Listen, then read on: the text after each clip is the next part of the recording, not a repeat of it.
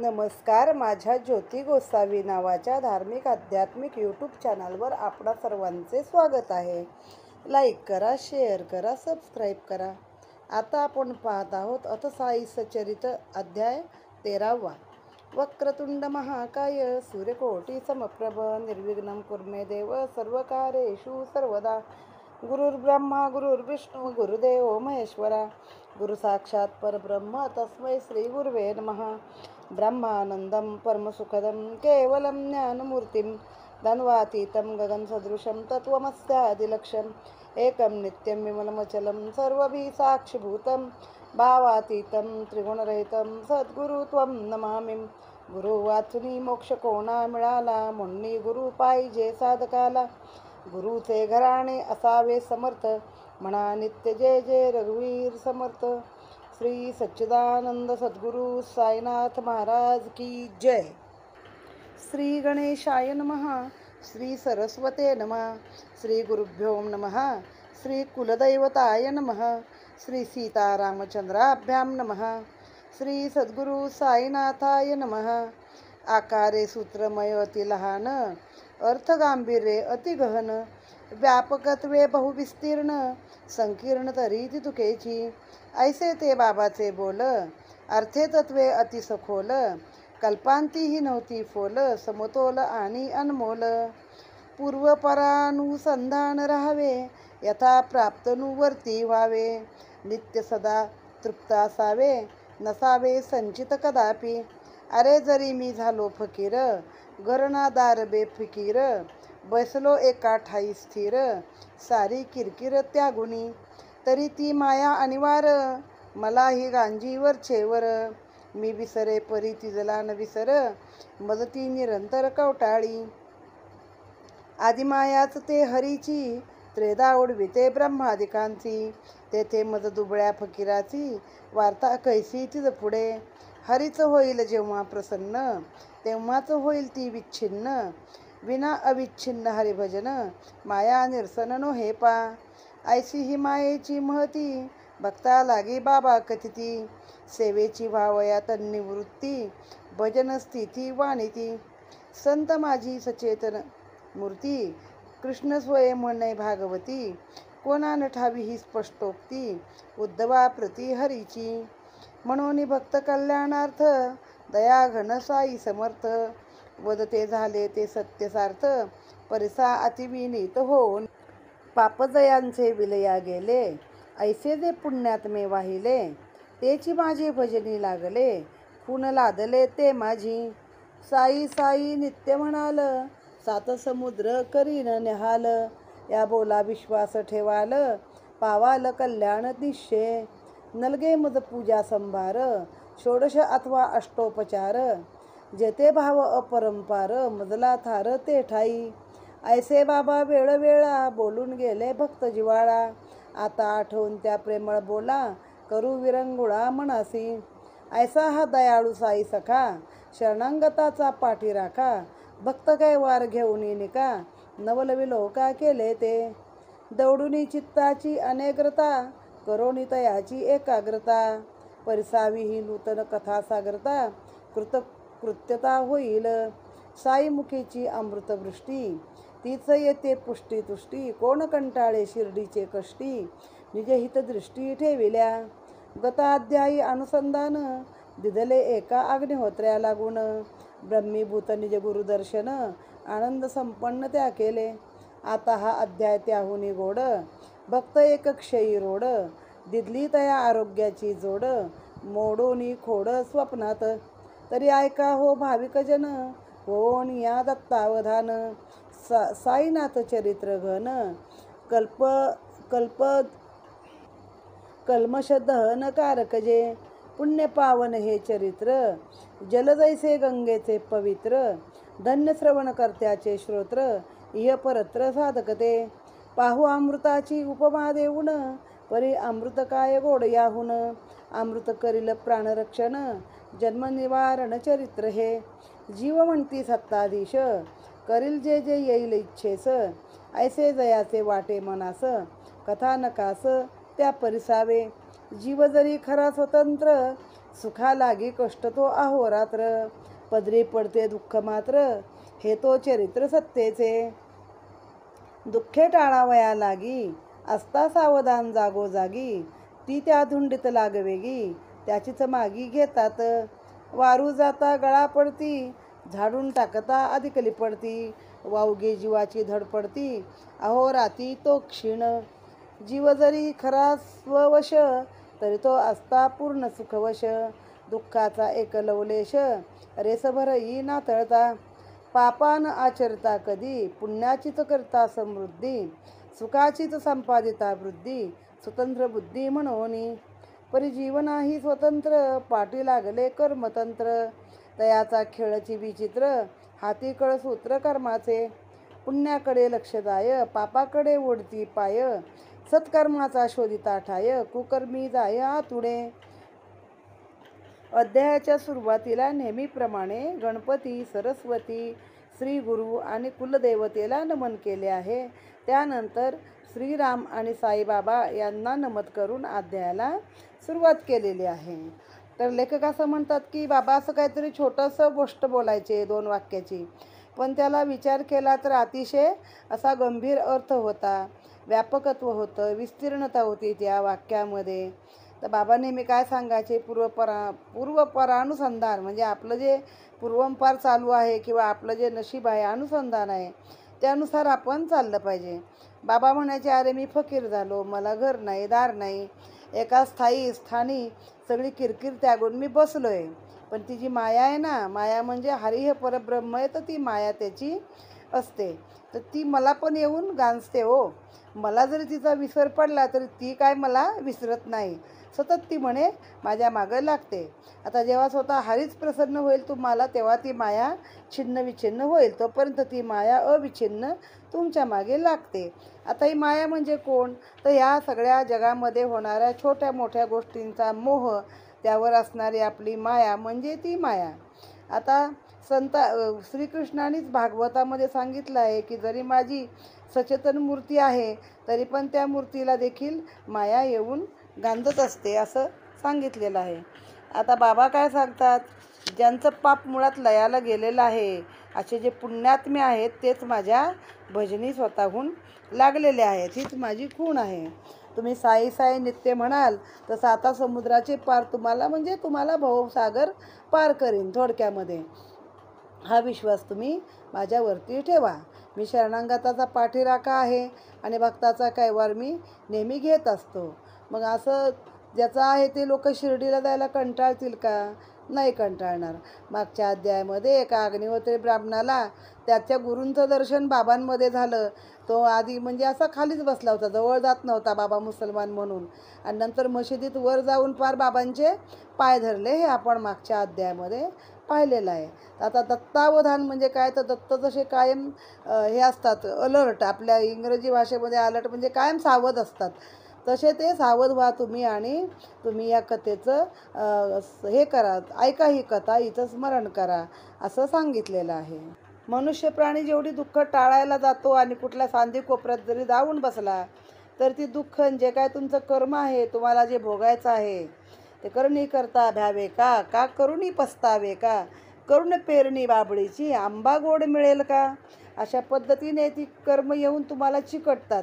तुम्ही जेवढी धडपड करता तेवढी ती जास्त जास्त तुम्हाला चिटकत असतात, आणि शेवटी आपल्याला काय असतं, त्या कर्माच्या हातातलं कळसूत्री भावलं होऊन तो जसा आपल्याला नाचवेल, आपली केलेली जी कर्म आहेत मागच्या जन्माची काय कुठली, ती आपल्याला नाचवतात आणि त्याप्रमाणेच आपल्याला त्या कर्मानुसार पुढचं आयुष्य जगावं लागतं. आता एक नवीन कथा नवीन सांगत आहेत. पुणे जिल्ह्यातील जुन्नर माझी, नारायणगावचा पाटील भीमाजी, तयाची कथा आता परिसाजी, रसराजीचा अमृताची. भीमाजी घरचा सुख संपन्न, आल्या गेल्या घाली अन्न, कधी न त्याचे खिन्न मन, प्रसन्न वदन सर्वदा. अदृष्टाचे विलक्षण संजोग, न कळता होती लाभ वियोग, चालून येती कर्मभोग, नसते रोग उद्भवती. 1909 भीमाजीस पिढी दुर्दैव, हो एक पक्षय रोग उद्भव, प्रादुर्भाव ज्वराचा. येऊ लागला असा एक खोकला, ज्वरही फार वाढू लागला. दिवसेंदिवस बळावत गेला. निराश झाला भीमाजी. तोंडास फेस सर्वदा येणे, मचूळ आणि रक्ताचे गुळणे, पोटात अक्षयी कळमळणे, जीव तगमगणे राहीना. शेजे खिळला दुखणाईत, गळाली गात्रे चालला वाळत, उपायांची झाली शिकस्त, झाला तो त्रस्त अत्यंत. अन्नपान काही न रुचे, पेजे पथ्य काही न पचे, तेने अस्वस्थ काही न सुचे, हाल जीवाचे असह्य. देवदेवस्की झाली सारी, हात टेकले वैद्य डॉक्टरी, पाणी सोडले जीविताशेवरी, पडला विचारी भीमाजी. पाटील झाले उद्विग्न चित्ती, दिसती थोडे दिवसाचे सोबती, उत्तर फारची थकती, दिवसंगती लाभले. आराधिली कुलदेवता, तीही देईना आरोग्यता, जोशी पंचाक्षरी समस्तता, थकले पुसता पुसता पाटील.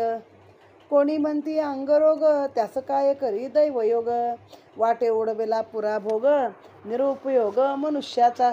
डॉक्टर झाले, हाकीम झाले, उपचार करतात टेकी साले, कोणाचे काही न चाले, प्रयत्न हरले सकळांचे. पाटील अत्यंत कंदरले, म्हणते देवा म्या काय केले, काहीच का उपयोगी न आले, पाप असले कैसे हे. देव तरी कैसा विलक्षण, सौख्य भोगल्या एकही क्षण, आपले होऊ नये दिस्मरण, नवलविंदान तयांचे. मग तयाच्याच जई येई म्हणा, संकट परंपरा धाडतो नाना, करून घेई आपल्या स्मरणा, नारायणा धाव म्हणवी. असो कळवळ्याचा धावा ऐकला, देव तत्काळ गैवरला. बुद्धी उपजली भीमाजीला, पत्र नानाला घालावे, करतील काहीतरी नाना, इतर कवना जे करवेना. ऐसा पूर्ण विचार मना पाटलांच्या वाटला, तोची त्यांना शुभ शकून, त्याची रोगाची निरसन. पुढे सविस्तर पत्र लिहून नानास त्यांनी पाठविले. नानासाहेबांचे ते स्मरण, ते साईनाथाचे स्फुरण, उद्भवले रोग निवारण कारण, अर्थक्यविंदान संतांचे. हो का कालचक्राची गणना, ते दिसते ईश्वरी योजना, यास्तव कोणी अन्य कल्पना, करुणी वल्गना न करावी. बरी वाईट किमया सारी, ईश्वर तेथीचा सूत्रधारी, तोची तारी तोची मारी, कार्यकारी तोच एक. पाटील लिहिती चांदोरकरास, औषधे खाता आला त्रास, कदरलो मी या जीवितास, जग उदास वाटते. डॉक्टरांनी आशा सोडली, व्याधी दुस्साध्य ऐसी ठरविली, हाकीम वैद्यांची बुद्धी थकली, उमेद खचली माझीही. तरी आता एक विनंती आहे आपले चरणाप्रती, व्हावी मज आपुली भेट निश्चिती, एक चित्ती असोसी. चांदोरकरांनी पत्र वाचिले, त्यांचेही मन खिन्न झाले. भीमाजी पाटील बौल भले, नाना द्रवले अंतरी. उत्तरी कळविती एकची उपाय, साईबाबांचे धरावे पाय, हाची केवळ तरण उपाय, मायबाप तो एक. तीच कनवाळू सर्वांची आई, हाकेसरशी धावती येई, कळवळून कडिये घेई, जाणे सोयी लेकराची. क्षयरोगाची कथा काय, महारोग दर्शने जाय, शंकान धरी तिळप्राय, घट्ट पाय धरी जा. तो जे मागे ते त्या देई, हेची ब्रीद दयाने बांधले पायी, म्हणून म्हणतो करी गा घाई, दर्शन घेई साईचे. भया माझी मोठे भय, मरणा परिस तुझे काय, घट्ट धरी जा साईचे पाय, करल निर्भय तो एक. दुसरं पाटलाची व्यथा, पातली प्राणांतिका अवस्था, कधी भेटेन साईनाथा, कधी कार्यार्था साधेन. ऐसा पाटील झाला बावरा, म्हणे सर सामान आवरा, उदयक सत्वर तयारी करा, वाट धरा शिर्डीची. येणेप्रमाणे दृढ निश्चयसी, निरोप पुसुनी सकळी कासी, महाराजाचे दर्शनासी, निघाले शिर्डीसी पाटील. घेतले आप्तजन बरोबरी, भीमाजी निघाले झडकरी, उत्कंठा फारची अंतरी, शिर्डी सत्वरी कै देख. मशिदीच्या चौका शेजारी, गाडी आली पुढले द्वारी, चौघाई वाहून या करी, भीमाजी वरी आणले. नानासाहेब समवेत होते, माधवरावही आले तेथे, द्या माधवरावाची हाते, सुगम पदते सर्वत्रा. पाटील पाहुणी बाबा वदती, श्यामा हे चोर आणून किती, घालशी माझे अंगावरती, काय हे कृती बरी का. साईपदी ठेवला माथा, भीमाजी म्हणे साईनाथा, कृपा करावी मजा नाथा, दीनानाथा सांभाळी. पुणे जिल्ह्यातील नारायणगावचा एक भीमाजी पाटील नावाचा मनुष्य होता. स्वभावाने चांगला होता. जाणाऱ्या येणाऱ्याला घरी अन्नदान करायचा, खाय प्यायला घालायचा. चांगली प्रसन्न वृत्ती असायची. पण शेवटी काय म्हणतात ना, ते नशिबाच्या गोष्टी काही चुकत नाहीत. तर त्याला एकदा कफक्षय झाला. त्या काळामध्ये त्याच्यावरती औषध नव्हतं. टीबीवरती राजक्षमा, हे माधवराव पेशवे वगैरे त्या असाध्य रोगानेच गेले. तसं ह्याला झाला. आता काय व्हायला लागलं, ताप वाढू लागला दिवसेंदिवस. रक्ताच्या गुळण्या, रक्त पडू लागलं तोंडातून. म्हणजे ते ह्याच्यातून कफातून रक्त पडतं. मग गात्र सगळी गळून गेली आणि पार अंथरूण धरलं बिचाऱ्याने. अन्न पचत नाही, पेच पाणी केलं तरी पचत नाही. हकीम झाले, वैद्य झाले, नवस सायास झाले, देवदेवस्की झाली, पण कशाचा काही आधार मिळेना. कुलदेवतेला नवस केले, ती पण काही लक्ष देईना. पंचाक्षरी जोशी आणला, ज्योतिषी आणला, काही जमना.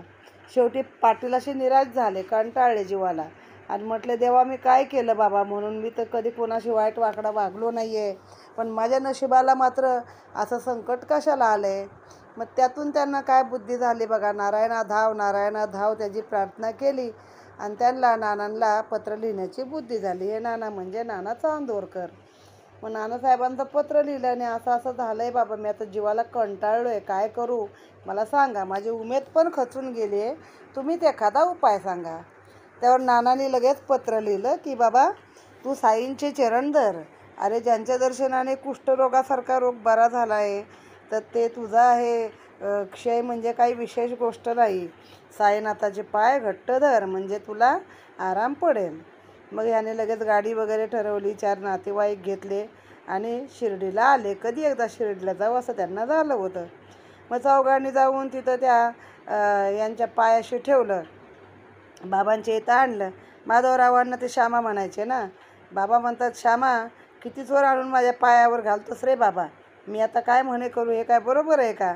मग त्या भीमाजींनी साईंच्या पायावरती आपलं डोकं ठेवलं आणि म्हणले, मला अनाथ आला, आता तुम्ही सांभाळा, एवढंच मी तुम्हाला प्रार्थना करतो. देखोनी या पाटलाची व्यथा, दया उपजली साईनाथा, ते सरशी शमली दुःखावस्था, पाटील चित्ता विश्वासला, पाहुणे भीमाजी अस्वस्थ, कृपा सागर साई समर्थ, हे लावला अपरिमित, बोले सस्मित मुख तेव्हा, बैसा आता सोडी खंत, खंतन करीती विचारवंत, झाला तुझी या भोक्तृत्वा अंत, पाय शिर्डीत टाकता, आखंड संकटार्णवी बुडाला, हो का महादुःख गर्तेत घडला, तो या मशिदीची जो पायरी चढला, सुखा रोडला तो जाणा, फकीर येथीचा मोठा दयाळू, करील व्यथेचे निर्मळू, प्रेमे करील प्रतिपाळू, करील व्यथेचे निर्मळू, प्रेमे करील प्रतिपाळू, तो कनवाळू सकळांचा, या लागी तू स्वस्त पाही, भीमाबाईच्या सदनी राही, आराम तो एका 2 दिसाही, जा होईल तुझ प्रती, जैसा एकदा आयुष्यहीन, पावे सुदैवे अमृत सिंचन, लाभे तत्काळ पुनज्जीवन, तैसा समाधान पाटीला, ऐकून साईमुखीचे वचन, मरणोन्मुखा अमृतपान, किंवा तृषार्था लागावे जीवन, तैसे समाधान वाटले.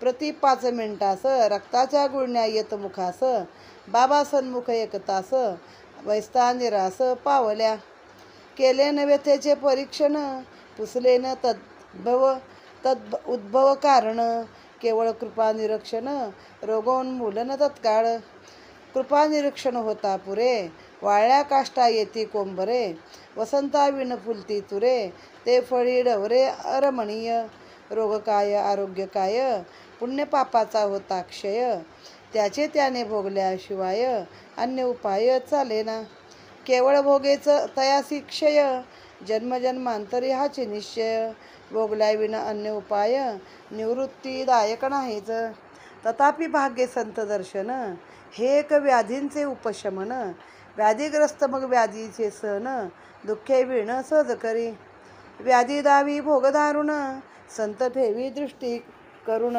तेने भोक्तृत्व दुःखाविण संत निवारण करतात, केवळ बाबांचा शब्द प्रमाण, त्याची औषध रामबाण, एकदा कृष्ण श्वान भक्षिता दद्योधन, झाले निवारण हिमज्वरांचे. कथेत वाटतील आडकथा, पर्या संकलित श्रवण कथा.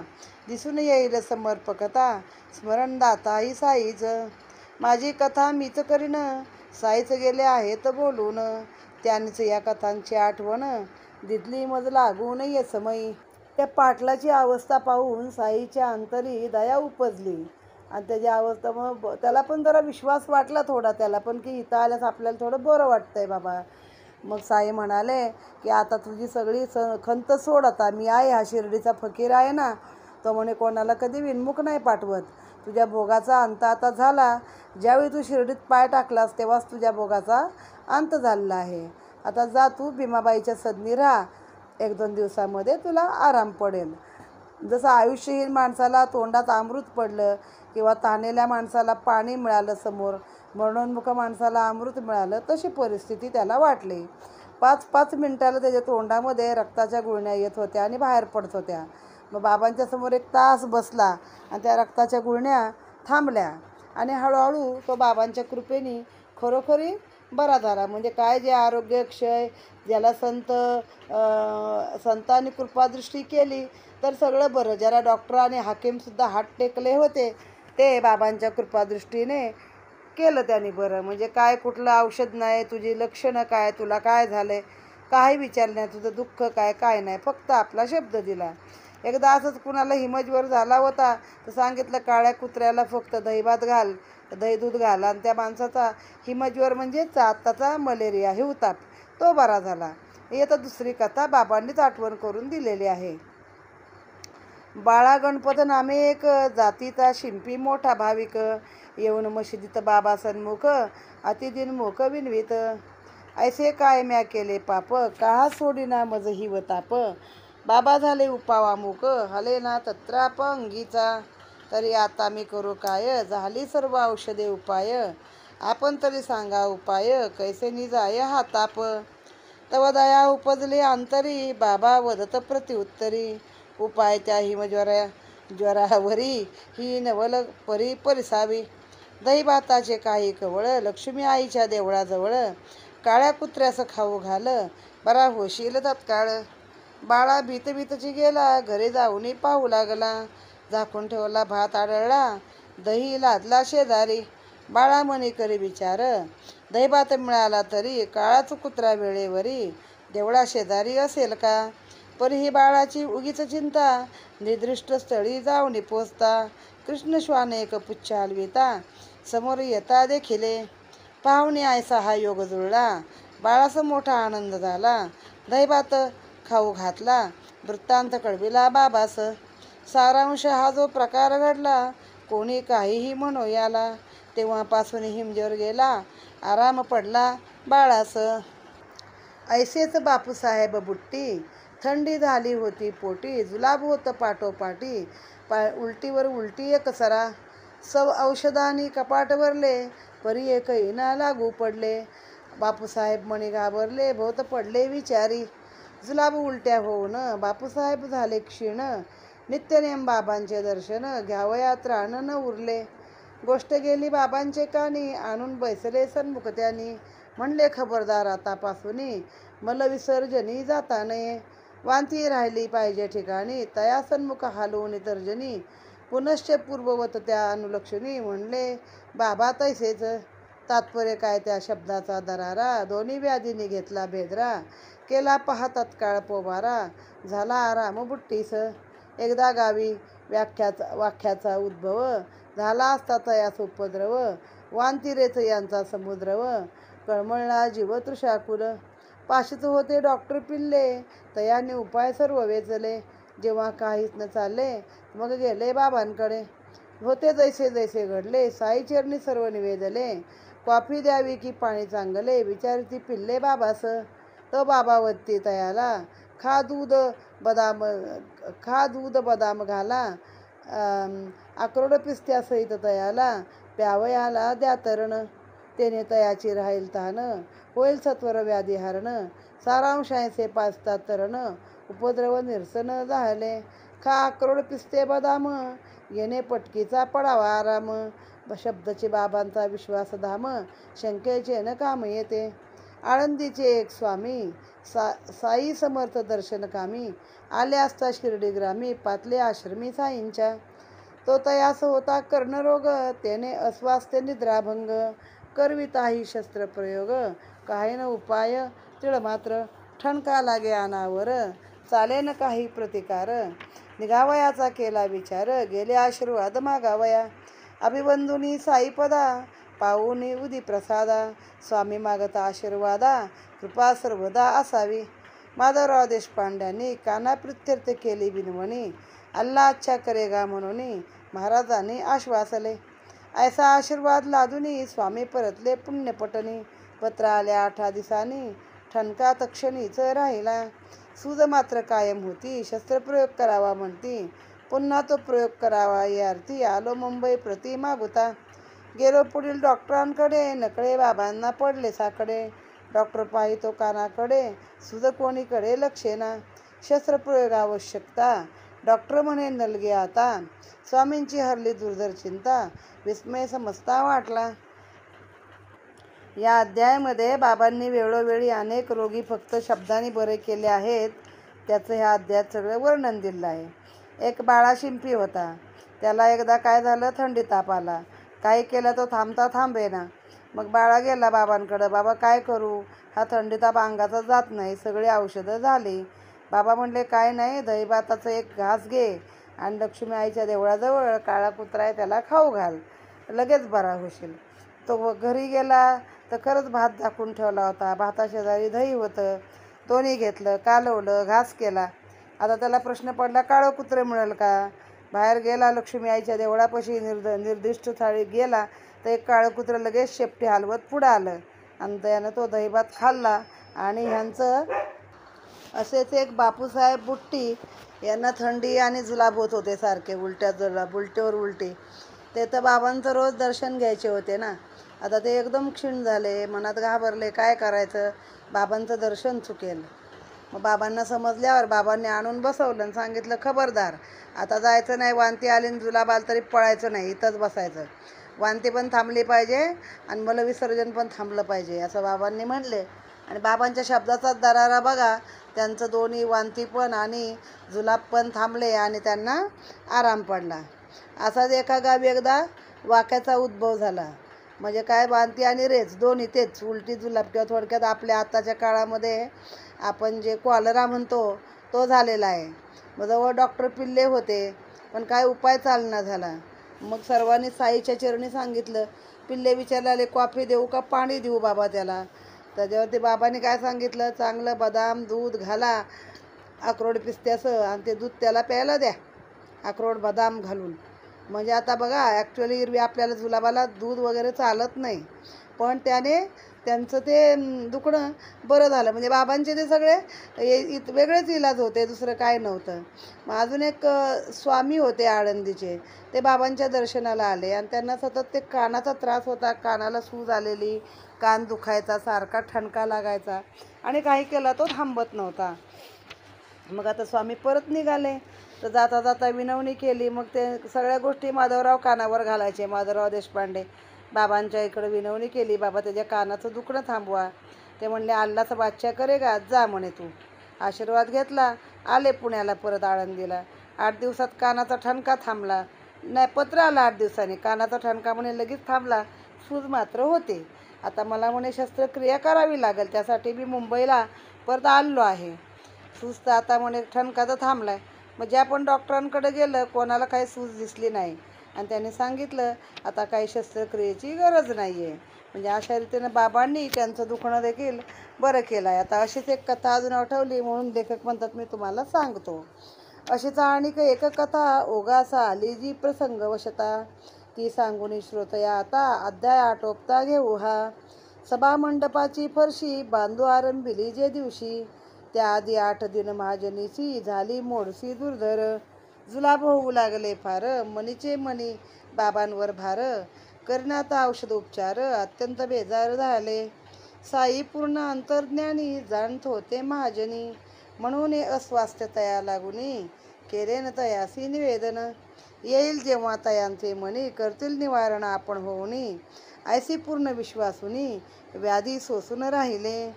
भोगभोगू आपण सकळ परीन पूजेसी पडावा खळ. हीच इच्छा प्रबळ सर्व काळ काकास. जुलाब कितीदा आणि केव्हा प्रमाणातीत झाले जेव्हा. चुकू नये आरती सेवा म्हणून तेव्हा काय करती. तांब्या एक पाण्याने भरला अंधारातही लागेल हाताला. ऐशा जागी मशिदीला एका बाजूस ठेवीत. स्वय बैसत बाबापासी चरण संवाहन करण्यासी. हजर नित्य आरतीसी नित्य नेमेसी चालवीत. जरी आली पोटात कळ तांब्या होताचा हाताजवळ. पाहुणी एकांत स्थळ होऊन निर्मळ परतत. असो फरसी करावयासी आज्ञा मागता बाबापाशी. दिदली पाहती तात्याबासी वदती तयासी काय पा. जातो आम्ही लेंडीवर लेंडीवरून परितल्यावर. करा आरंभ बरोबर या फरशीचे कार्यास. पुढे बाबा परत आले आसनावर जाऊन बैसले. पादसंवाहन सुरू केले येऊन वेळेवर काकांनी. कोपरगावाहून टांगे धडधडले मुंबईचे भक्त पातले. पूजा संभारासहित चढले येऊन अभिवादले बाबास.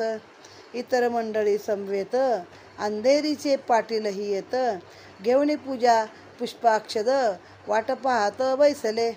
इतक्यात खाली पटांगणात रथ जेथे ठेवीत असत. कुदळ मारुनी बरोबर तेथ फरशीची सुरुवात झाली. ऐकला तो आवाज मात्र बाबांनी ओरड केली विचित्र. धरला तत्काळ नरसिंह अवतार. नेत्र टवकार भयंकर. कोण मारतो कुदळीचा फटका. करतो तयाला कमरेत लटका. बोलता उठलेची घेऊन सटका. भीतीचा धडका समजता. कुदळ टाकून मजूर पळाला. जो तो उठून धावत सुटला. काकाचाही जीव दचकला. तो हाताशी धरला बाबांनी. म्हणती जातोस कुठे बैस खाली. इतक्यात तात्या लक्ष्मी आली. तयासही शिव्याची लाखोली. मनसोक्त वाहिली बाबांनी. अंगणाबाहेरची मंडळी तयासही शिवीगाळ केली. इतक्यात भाजल्या भुईमुगाची थैली ओढून घेतली पडलेली. बाबा असतात वेशापाशी पळाले जे भीतीने तोपाशी. एखाद्याची ती मशिदीसी पिशवी असेल की पडलेली. दाणे असतील पक्काशेर मुठ काढून बाहेर. चोळून या हातावर फुंकर मारून साफ करीत. मग ते स्वच्छ झालेले दाणे महाजनीकडून खावविणे. एकीकडे शिव्याही देणे एकीकडे चोळणे सुरूच. खाऊन घे म्हणत स्वच्छ दाणे हातावर ठेवीत. काही आपणही तोंडात टाकीत पिशवी संपवीत येरीती. दाणे संपता म्हणती आण पाणी लागली मजतान. काका आणती झारी भरून स्वय ते पिऊन पी म्हणती. काका पिता तयासवती जा झाली तुझी बंद झाली बृहती. मेले कुठे ते बामण म्हणती जा तया प्रती घेऊन ये. असं पुढे मंडळी आली. मशीद पूर्वीप्रमाणे भरली. फरशीच पुन्हा सुरुवात झाली. मोडशी थांबली काकांची. जुलाबावर हे काय औषध. पर तो औषध हा संतांचा शब्द. देतील तो जो मानी प्रसाद. तयान अगदानिक हरदा शहराचे एक ग्रस्त. पोटशूळ व्याधीग्रस्त 14 वर्ष झाले त्रस्त. उपाय समस्त झाले. नामतयांचे दत्तोपंत करुणोकरणी ऐकली मात. शिर्डीस साई महासंत दर्शने हरतात अपाय. परिसोनिया ऐसी कीर्ती गमन केले शिर्डी प्रती.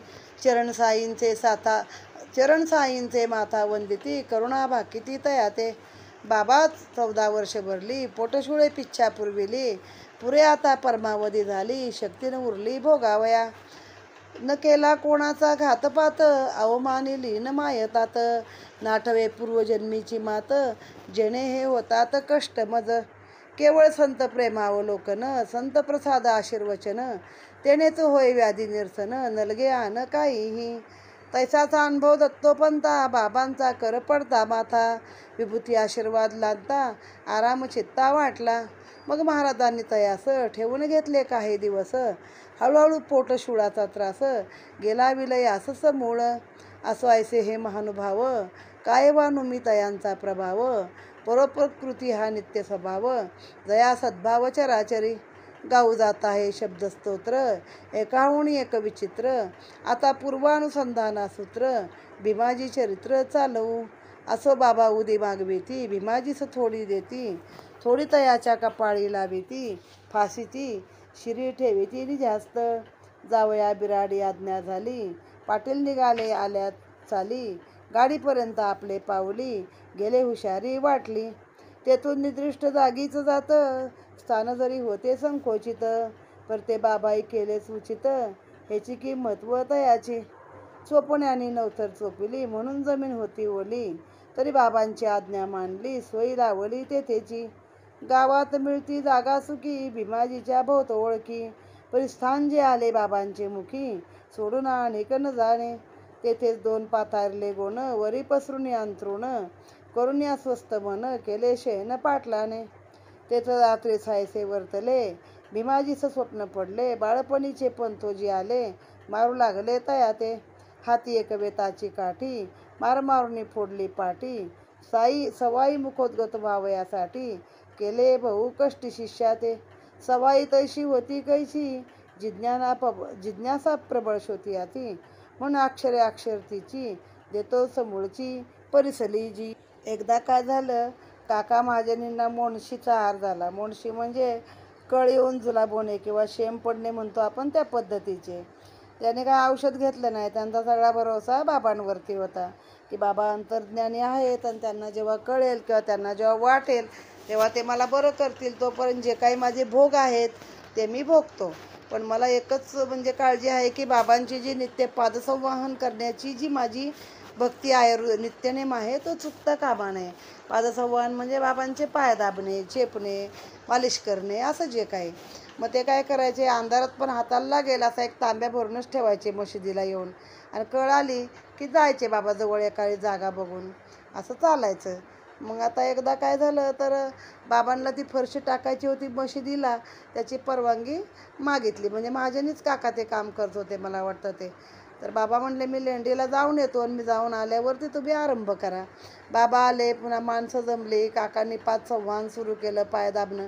आणि मुंबईकडचे भक्त आले, कोपरगाववरनं आले, अंधेरीचे कोण पाटील होते ते आपलं पूजा साहित्य घेऊन आले. तेवढ्यात पटांगणामध्ये जिथं रथ ठेवायचे तिथं कुदळ मारायचा आवाज आला. तो आवाज आल्याबरोबर बाबांनी जोरात एक विचित्र ओरडा केला आणि डोळे मोठे मोठे करून नरसिंह अवतार धारण केला की कोण कुदळीचा फटका मारतोय, कुठला हा आवाज येतोय. आता त्या शब्दांनी सगळे घाबरले आणि पळत सुटले. तर मजुरे पळत सुटला आणि सगळे पळत सुटले. इतक्यात तात्या आणि लक्ष्मी आले. ते एकदम बाबांचे भक्त होते ना, तात्या कोते पाटील. मग त्यांना पण शिव्याची लाखोली दिली बाबांनी. काका महाजनी पण घाबरले आणि उठून निघाले. बाबाने हात धरला, चाललास कुठे म्हणे, थांब. आणि त्यांना भाजल्या भुईमुगाची थैली मिळाली. कोणतरी भक्ताने आणली होती बाबांसाठीच, पण ती पळाला तेव्हा पडली. जवळजवळ शेरभर शेंगदाणे त्यामध्ये होते. आता बाबांचा उपाय बघा, काय करायचे, ते शेंगदाणे हातावर घ्यायचे, चोळायचे, साफ करायचे आणि काका महाजनीला खायला द्यायचे. त्यांना द्यायचे, आपण खायचे, त्यांना द्यायचे, आपण खायचे. असं करून ती सगळी पिशवी संपवली आणि म्हणले आता पाणी दे. मग काकाने झारी भरून आणली पाण्याची. बाबा पिले. आणखीन त्यांना पी म्हणाले. म्हणले आता बघ तुझं ते बंद झालं, तुझी आता बंद वृत्ती झाली, आता कुठं घाबरू नको. ते कुठं बामण मेले, घाबरून पळाले, जा त्या सगळ्यांना बोलवून घे. परत सगळ्यांना बोलवलं आणि त्या फरशीला कुदळ मारली तिथं आणि ते फरशीचं काम चालू केलं आणि बाबांची मोणशी मात्र त्यानंतर थांबवली. आता हे काय औषध आहे का? खरं जुलाबात शेंगदाणे कोण खातं का? पण बाबांनी ते दिले, कारण ते औषध नसून तो एक संतांचा हात त्या गोष्टीला लागलेला आहे, म्हणून ती गोष्ट होते. एकदा हरदा शहराचे एक ग्रस्त आले. त्यांना 14 वर्ष पोटशूळ होता, पोटात कळ येत होती. मग ते ऐकून काय झाले, आले महाराजांच्याकडून, पाय धरले की महाराज तुमच्यामुळे आता बरं होईल. 14 वर्ष मी हे सहन केलं आहे, कुणाचा घातपात केला नाही, मायतात आईबापाचा कधी अपमान केला नाही, सगळं प्रेमाने वागलो आहे. आता मागच्या जन्मात काय केलं असेल तर मला आठवत नाही, पण बाबा मला ह्यातनं बरं करा. मग बाबांनी त्यांच्या पण डोक्यावर हात ठेवला. काही दिवस त्यांना राहून घेतलं आणि त्यांचा तो पोटशूळ होता तो मात्र गेलेला आहे. तर आता ह्यात त्यांनी सांगितलं पण आहे की हा संतांचा हात आहे म्हणून आहे. आता एकदा माधवराव देशपांडे यांना मूळव्याध झाली होती. मग महाराजांना सांगितलं बाबांना. तर बाबा म्हणले आपण दुपारी औषध करू. मग औषध काय केलं, तर सोनामुखीचा काढा केला आणि त्यातला थोडा माधवरावांना दिला. त्याबरोबर तो मूळव्याध एकदम थांबला. आता परत 2 वर्षांनी जेव्हा त्या माधवरावांना मूळव्याध झाला, तेव्हा त्यांनी काय केलं, स्वतःच्या हातानेच काढा घेतला. बाबांनी मागच्या वेळेस सांगितलं आहे, तर आपण तोच करूया. पण त्यावेळी काय झालं, तर ते मूळव्याध अजून भडकले. म्हणजे हे कुणामुळं बंद झालं होतं, तर संतांनी केलेल्या कृपेमुळं ते औषध लागू पडलं होतं. असंच अजून एक उदाहरण दिलं आहे. काका महाजनींचे वडील बंधू गंगाधरपंत महाजनी, त्यांना पण पोटशुळाचा मोठा त्रास होता. अनेक वर्ष झाली सुटका होत नव्हती. मग त्यांची बाबांची कीर्ती ऐकून गेले आणि म्हणले की बाबा माझं गाऱ्हाणं ऐका. बाबांनी पोटाला हात लावला. इथं दुखते का विचारले. ते म्हणाले हो दुखतं. त्याबरोबर ती आल्ला बरं केलं म्हणून पाठवून दिलं. तेव्हापासून गंगाधर पंतांचा पोटशूळ जो गेला तो पुन्हा कधीही आला नाही. एकदा नानासाहेब चांदोरकर यांना पोटशुळाचा विकार झाला. तो इतका होता की रात्रंदिवस पोटदुखीने नाना तळमळत होते. डॉक्टरांनी दिलेल्या पिचकाऱ्या पण काही उपयोगाच्या ठरल्या नाही. शेवटी महाराजांकडे गेले. बाबांनी बर्फी तुपात घालून खावायला सांगितली आणि त्या उपायाने त्यांचा पोटशूळ बरा झाला. म्हणजे बाबा काय म्हणाले येईल तो उपाय सांगत असत. प्रश्न त्या उपायाचा नव्हता, तर बाबांच्या शब्दाचा आणि बाबांचा लागलेल्या हाताचा होता. आता आपण इतक्या लोकांच्या गोष्टी ऐकल्या, तर मूळ भीमाजीची गोष्ट होती, ज्याला क्षय झालेला होता आणि कपातून गुडण्या बुडक्या पडत होत्या. बाबांनी काय केलं, त्याच्या कपाळाला अंगारा लावला आणि जा म्हणे आता आपल्या पावली तू चालला जाशील म्हणे. मग त्या गाडीमध्ये बसला. येताना 4 लोकांनी धरून आणला होता, पण जाताना आपल्या पावलाने गेला आणि जी जागा दिली होती जिथं राहायला जा म्हणे तिथंच गेला बरं तो. आता त्याला बघितलं तर काय होतं, तिथं जमीन ओली होती केलेली. गावात कितीतरी सुक्या जागा होत्या शिर्डीमध्ये आणि भीमाजी पाटलाच्या ओळखी पण होत्या. पण तो म्हणला जे मला बाबांनी सांगितलं आहे ना त्याच जागेवरती मी राहणार. आणि ते ओली जी जागा कुणाच्या घरी दिली होती, जा पाटलाच्या घरी का बायजाच्या घरी, तिथं तो राहायला. गोण अंथरल्या 2 आणि त्या गोणीवरती झोपला. मग रात्री त्याला स्वप्न पडलं की लहानपणीचे जे शिक्षक आहेत पंतोजी, ते काठी घेऊन आले आणि फोडले धरून, का तर एक सवाई तुझी मुखोद्गत कशी होत नाही. आणि ती सवाई मुखोद्गत करून घेतली. ती सवाई तरी काय होती ती आपण ऐकूया. जिस गमे पद अन्यग्रहीन ठेविले जणू सर्पशिरी, वाक्य जिचे अति दुर्लभ ज्यापरी दुर्मिळते धन लोभी करी. कांता समागम तेच गमे सुख पर्वणसे जरी वित्त घरी, शांत मने निज कांत मते करी कृत्य सती तीच खरी. मग आता हे शासन कशासाठी, तरी सवाई काय पाठ होईना. स्वप्नात हे सगळं स्वप्नातलं आहे. पंतोजीने बेटा ती टाकली, तो पण पेटला, मारलं. मग लगेच दुसरं स्वप्न पडलं, ते ह्याहून विलक्षण असं स्वप्न होतं. त्यामध्ये एक ग्रस्त आला, त्या भीमाजी पाटलाच्या छातीवर बसला, हातात वरवंटा घेतला, वृक्षस्थळाचा त्याच्या वक्षस्थळाचा पाटा केला छातीचा आणि प्राणपार कंठाला आले, कासावीस झाले, जणू वैकुंठाला चालले. अशा रीतीनं रगडलं. हे दुसरं स्वप्न. स्वप्नी सरले लागता डोळा, तेने मनास थोडा विरंगुळा. उदयांचला सूर्य आला, जागा झाला पाटील, हुशारी वाटे अपूर्व मना, समूळ मावळे रोगाची कल्पना. पाटावर वंटा छातीच्या खुणा, आठव कोणा पाण्याची. स्वप्नास जना आभास म्हणती, परिते कधी ये उलट प्रचिती. तेथी मूर्ती रोग इच्छिती, दुःख निवृत्ती पाटला. पाटील मनी भाऊ घाला, की वाटे पुनर्जन्म झाला. मग तो हळूहळू निघाला, दर्शनाला बाबांचे. पाहुणे बाबांचे मुखचंद्रा, पाटलाचे आनंद समुद्रा. भरते दाटले आनंद मुद्रा, नयनी तंद्रा लागली. प्रेमाश्रूचे वाहती लोट, पायावरी ठेविले ललाट. वेतशासन हृदय स्फोट, परिणाम स्पष्ट सुख करी. या उपकाराची उतराई, होईन मी पामर काही. हे अशक्य म्हणून पायी, केवळ दोही ठेवितो. येणेच माझी भरपाई, याहून अन्य उपाव नाही. अचिंत्य अर्थक्य ते नवलाई, बाबा साई आपुली. असो ऐसे ते पवाडे गात, पाटील 1 महिना राहिले तेथ. पुढे नानांचे उपकार स्मरत, होऊन कृतार्थ परतले. ऐसे ते भक्ती श्रद्धान्वित, पाटील आनंद निर्भर चित्त.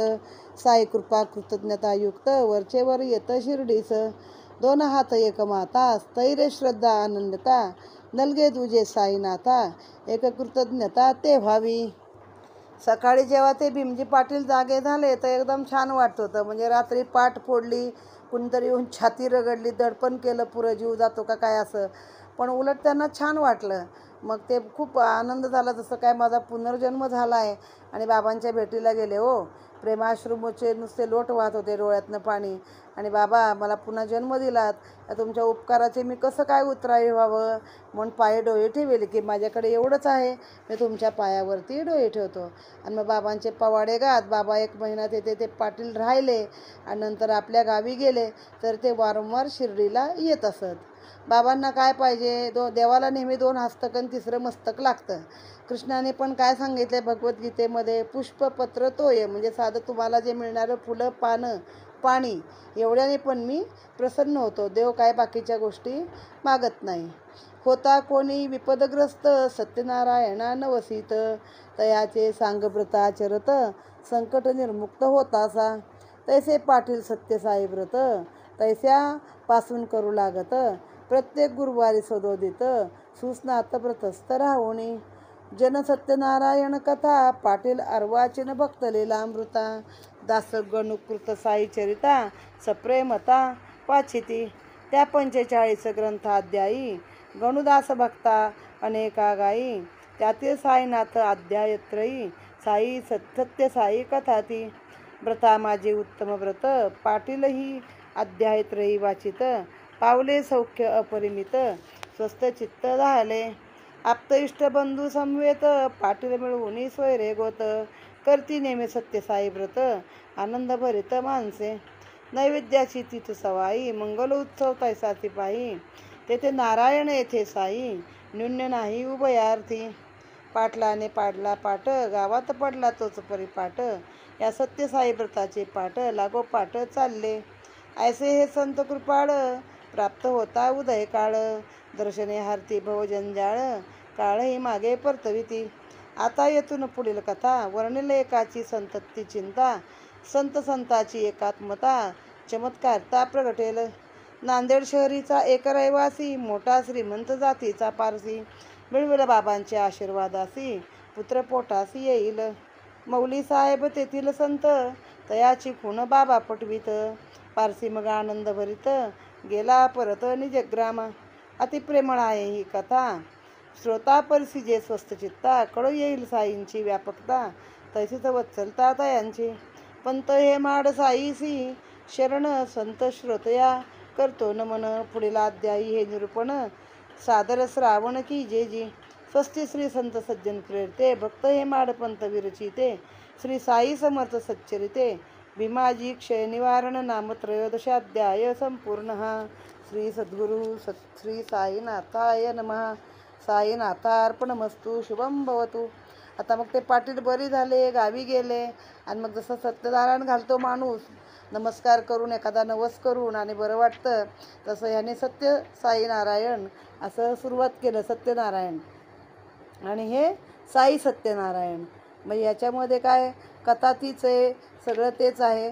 आणि दासगणूंचं एक साई चरित्र आहे, त्याच्यामध्ये 45व्या अध्यायामध्ये दासगणू भक्तांना जे काही सांगितलं त्या 3 अध्यायाचं पारायण सत्यसाई कथेमध्ये हे लोक करत असत. आणि ते पाहून अख्ख्या गावामध्ये ती प्रथा सुरू झाली आणि तेथून सत्यसाई नारायण नावाचं व्रत लोकांनी सुरू केलं आहे. इथे हा अध्याय संपला. आता पुढच्या अध्यायामध्ये एक म्हणजे काय संततीची काळजी कुणा भक्ताला आहे, तिथं बाबा कसे पावतात त्या भक्ताला आणि कसा आशीर्वाद देतात ते आपण पाहूया. अशा रीतीने अध्याय 13वा समाप्त. राजाधिराज सच्चिदानंद सद्गुरु साईनाथ महाराज की जय.